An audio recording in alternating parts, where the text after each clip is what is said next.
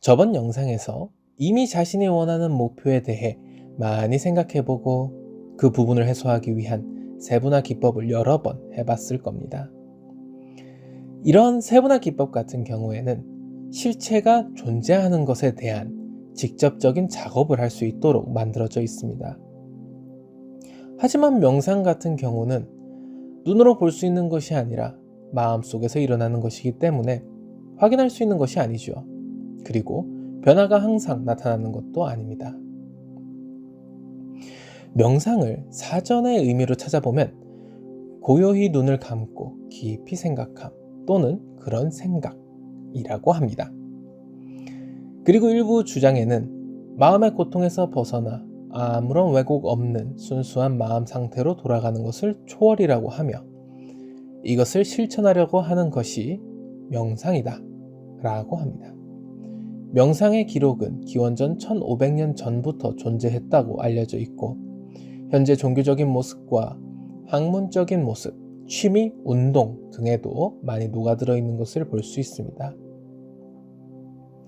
현대에는 명상을 쉽게 접할 수 있다는 것을 의미하기도 하죠. 명상의 방식이 다양하고 이를 이해하지 못한 방식까지 나타나고 있고요. 재해석하는 저희 쪽 방식처럼 여러 가지 명상 방법들이 나타나기 시작합니다. 이번 영상은 바로 저희 쪽 방식의 이해를 위해서 몇 가지 이론을 공부했으면 합니다. 저희 협회의 명상의 경우 트랜스라는 용어를 사용하며 설명합니다. 자, 최면에서 트랜스라는 용어는 좀 다양하게 사용되죠. 대표적으로 변성의식, 집중상태 등이 있고요.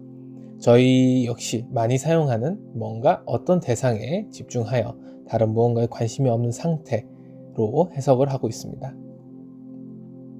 저희는 깊은 트랜스가 형성된다면 자신이 가지고 있는 선입견, 정보, 필터 효과 등으로부터 거의 영향을 받지 않을 수 있다라고 주장하고 있는데 그 이유가 그 대상을 관찰할 때 그리고 어떠한 무언가에 집중하고 있을 때 나타날 왜곡 요소로부터 멀어질 수 있기 때문이다 라고 합니다.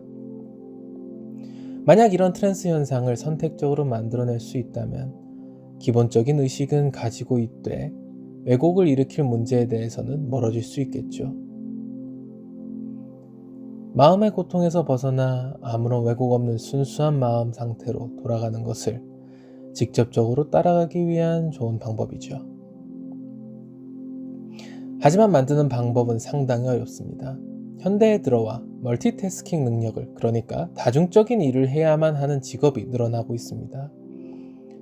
아침에 일어나 오늘 해야 할 일을 정리하며 밥을 먹고 운전을 하며 긴급한 전화통화를 하며 회사에 들어가 아내에게 줄 선물을 생각하죠. 우리 머리에서 생각해야 할 수많은 정보들이 이 트랜스와 멀어지게 만드는 겁니다. 그래도 일을 빨리 할 수 있으니까 좋을까요? 자, 물론 상황에 따라서 좋을 수 있습니다. 하지만 몇 가지 예를 들어보도록 하죠. 우리는 현대사회에 살면서 수많은 정보를 얻고 그 부분을 해결해야만 하는 직업을 가질 수밖에 없습니다.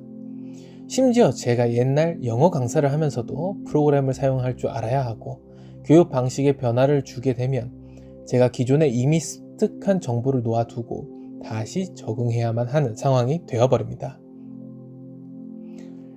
이런 수많은 정보를 해결해야만 하는 상황에서 트랜스는 단일 작업만 하도록 만들어줄 겁니다. 즉, 안 좋은 쪽으로, 다시 말해 부작용이 된다는 것이죠. 하지만 수많은 정보로부터 간섭을 받고 작업을 시작하게 된다면 그 간섭으로 인해 결과는 오히려 나빠지는 경우도 있습니다. A라는 것을 A로 인지하지 못하게 된다면 결국 이를 원하는 방향으로 할 수 없다는 것입니다. 다시 말한다면 단일화된 일에 빠른 트랜스를 줄 수 있다면 업무를 조금 더 생산적이게 할 수 있을 겁니다. 일하던 도중에 깊은 트랜스에 들어가게 된다면 아무런 작업을 하진 못하겠죠. 하지만 휴식이 필요한 순간에 저희가 큰 도움을 받게 될 것입니다. 여러분들은 이 트랜스를 조절하고 적절히 사용만 할 수 있다면 삶에 대해 중대한 변화를 줄 수 있을 겁니다. 지금 제가 말씀드리는 이 목표는 일반적인 상황에서 적용하기 위한 방식입니다. 여러분들이 목표 도달을 위해 조금 더 객관적으로 계획을 세울 수 있으면 합니다.